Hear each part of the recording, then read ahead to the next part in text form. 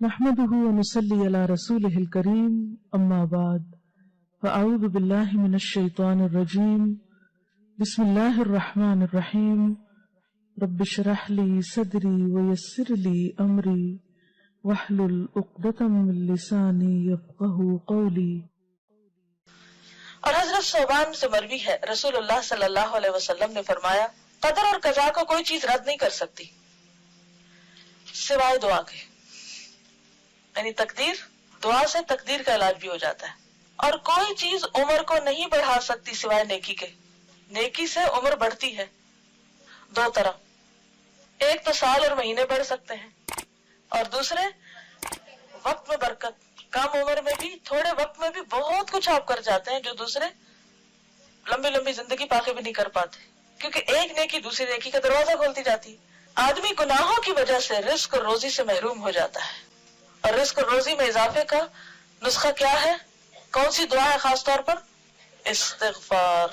سورۃ نوح میں آتا ہے نا فَقُلْتُ اسْتَغْفِرُوا رَبَّكُمْ إِنَّهُ كَانَ غَفَّارًا يُرْسِلِ السَّمَاءَ عَلَيْكُمْ مِدْرَارًا۔ تو بارشیں برسے تو کیا ہوتا ہے پھر؟ خوب رزق میں اضافہ ہوتا ہے، زیادہ چیزیں اگتی ہیں، زیادہ رسیلی ہوتی ہیں، زیادہ فائدہ مند ہوتی ہیں۔ تو یہ کس کی برکت سے ہوتا ہے؟ استغفار۔ کس نے کہا یہ؟ اللہ تعالیٰ نے۔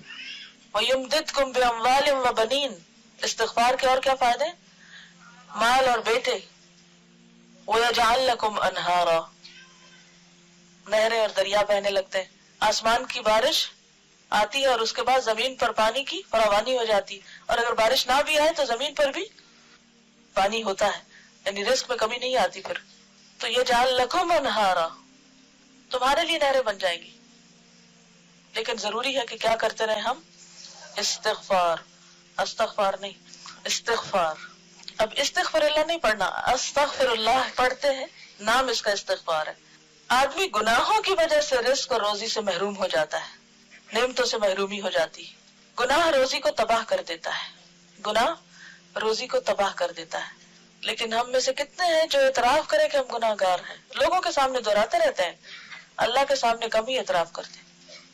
تو سچے دل سے استغفار کیجئے۔ جزاکم اللہ خیرا۔ سبحانک اللہم و بحمدک، نشہد ان لا الہ الا انت، نستغفرک و نتوب الیک۔